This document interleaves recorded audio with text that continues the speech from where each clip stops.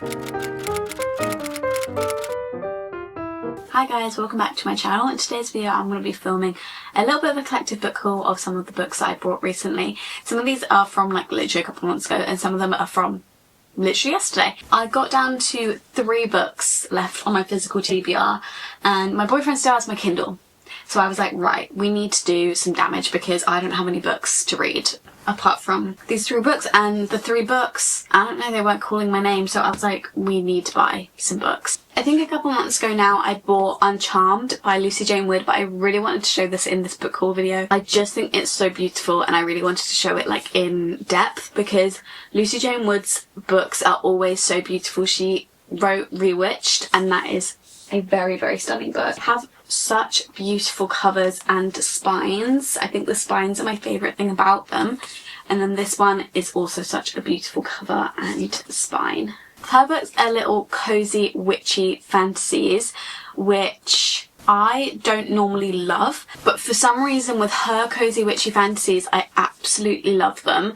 There's just something about them, a little bit more than your normal cozy, witchy fantasy. A lot of the time I just get kind of bored because I feel like the author is just trying to make it like feel autumnal and that's kind of all they're doing and it's not really got much of a plot and I'm not that interested in it. But these ones I'm just so interested in and have already read this book, but a review for it will be coming up in my next wrap up, so stay tuned. And it's also so pretty on the inside. It's actually signed as well. Even the little blurb bit is so beautiful. I also got The Prison Healer. Again, this was a little bit ago now, but I wanted to include this one because I also got The Gilded Cage recently. So I got The Gilded Cage maybe... It's a very floppy one. Look how floppy this one is. I'm pretty sure that's why I bought it because I'm pretty sure I picked up and I was like, could I just get this on my Kindle or get it cheaper somewhere else? Because I was in Waterstones and I was like, oh my god, she's floppy. And I do like buying from bookshops because it is so much better than buying on Amazon. But sometimes your girl's poor, so we have to make do. But I don't really like how the spines look next to each other, I'm not gonna lie. Like, they just don't match at all. But that's okay. Oh my god, I didn't tell you what. Guys, I'm having a nap. I didn't tell you what Uncharmed is about. So we follow Annie and she owns a bakery, which is just like the most whimsical thing ever. And it's so fun because all these things that she bakes can put her customers in like a different mood. But obviously, as with most cozy witch fantasies, people don't know that she is a witch. So she has all these friends in her real life that don't know who she's a witch, and they are lovely friends to her, but then she has some witchy friends who are just a bit horrible. But she's kind of stuck in the middle because her real friends don't actually know who she really is, but the friends that actually do know who she is aren't real friends, if that makes sense. She ends up having to care for a new witch who's kind of lost control of her powers.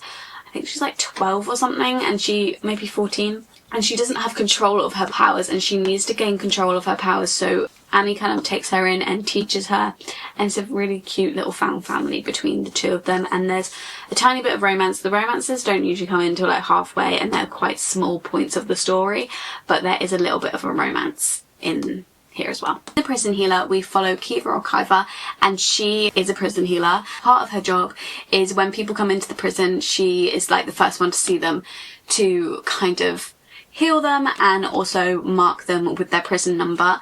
And one of the days this woman appears and she comes with a note saying, don't let her die, we're coming.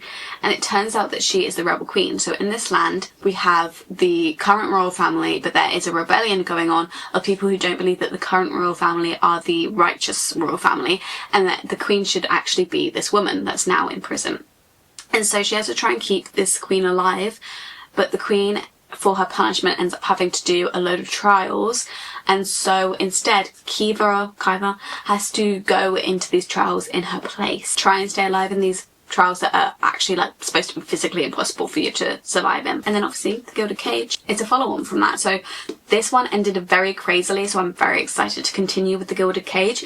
I do think that this one was a little bit slower in the actual build up, but the end went crazy, so I'm hoping that this book is going to be a little bit more fast paced, but I did still really enjoy it anyway, so I've got that one. And then at the same time as buying The Gilded Cage, I bought Red Rising.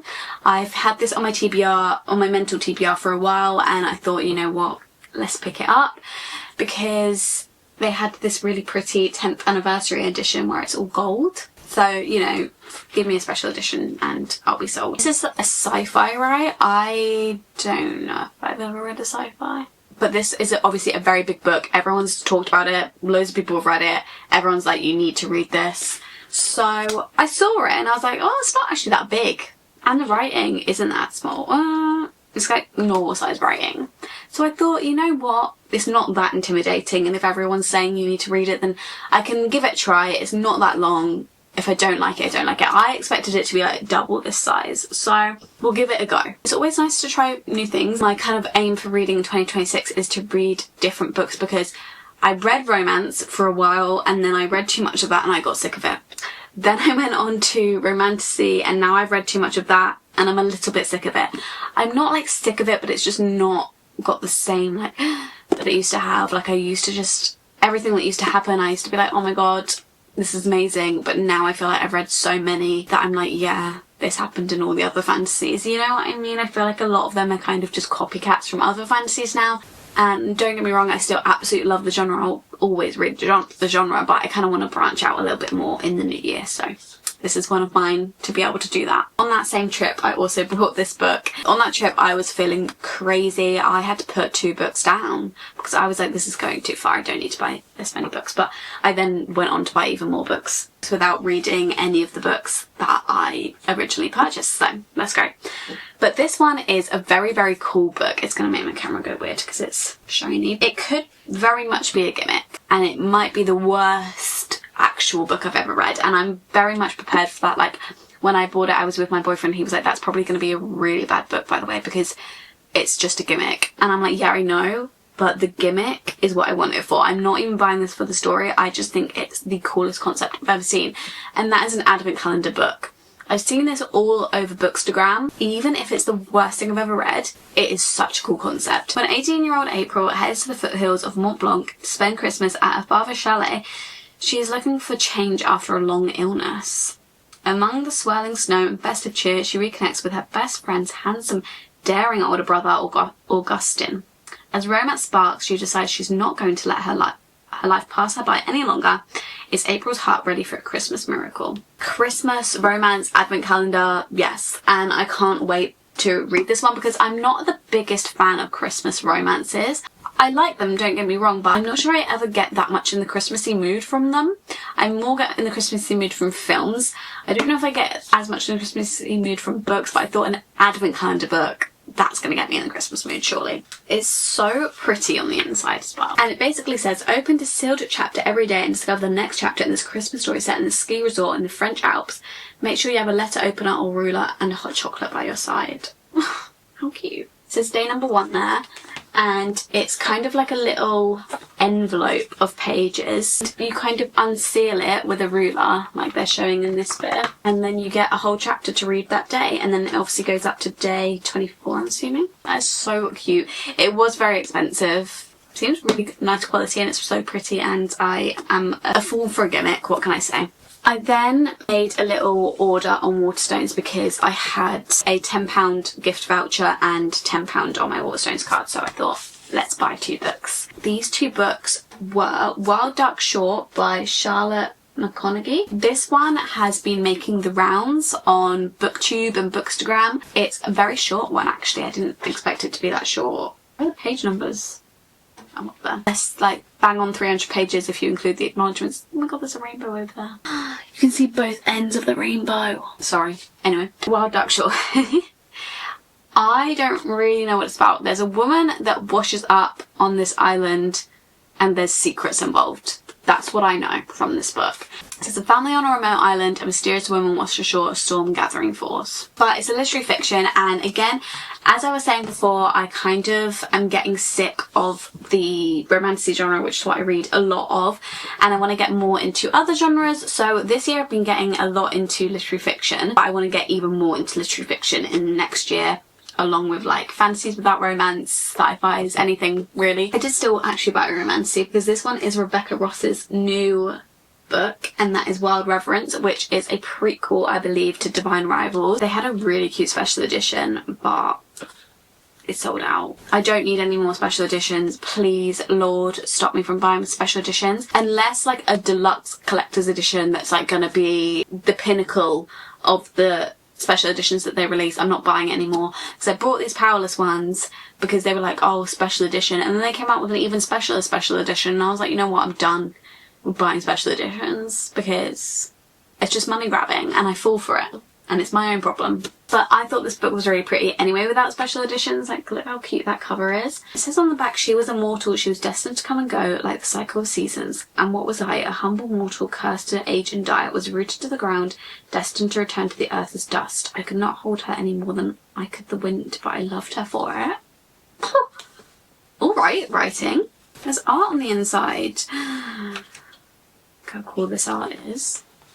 See, who needs a special edition? It's cute enough on its own. This is just fine. I don't know why I'm doing like a reveal to you like anyone does. It says, we were doomed, she and I. One day I would perish and she would live on endless as the stars. Is this book gonna make me cry? I've never been more excited in my life. I didn't realise this book had so much going on. Who needs a special edition? It was very great, but who needs it?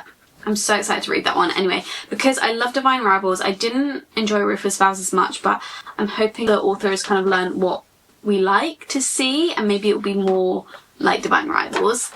And I've heard there's also letters in this one and letters in a book. I don't know how many times I have to say it, but it's gonna get me every time. The fact that I had another £10 on my Waterstones card, I need to be stopped. I actually need to be stopped. But that is Frederick Backman, The Winners, which is the third and final book in the Beartown series. She's a chunker. She's like 670 pages. I'm very excited to be back in this world because I went like over a year between reading Beartown and reading Us Against You, and I don't want to be doing that again because that was annoying and I don't know why I did that. So I made sure I brought The Winners now so that I don't go that long between the two books again, and I'm very excited to read this one as well. So Beartown, we basically follow this town, cool words. So in Beartown, it's a very small town. The only thing they have going for them is hockey, and they're very passionate about this hockey team. And something happens with the main star of the hockey team, which kind of divides up the town between people who are very much obsessed with the hockey team, which is most people, and who don't really care about what the main guy did on the hockey team, and then the people who actually do care, and there's a bit of a divide in the town. And it follows like loads of different people's point of views in the town. It's just like his writing style, really. He could write about anything and it would be good. And those are all the books that I bought recently. I'm really excited to get into all of them. I mean, I have actually read 2 of them, so that's pretty good, but I need to read some more. Whenever I am buying more books, I am reading slower, which is not a good correlation to happen. So we need to be reading more. But I'm really excited to read all these books, and if you've read any of these, please let me know down below what you thought of them. Please let me know if they were any good, and if you enjoyed this video, please give it a thumbs up. Please subscribe down below and turn on my post notifications to be notified every time I upload. It is always on a Sunday and always book related videos, and if you want to, you can follow my social medias at _libraryofeden, both TikTok and Instagram, which is also always book related. And I'll see you in my next video very soon.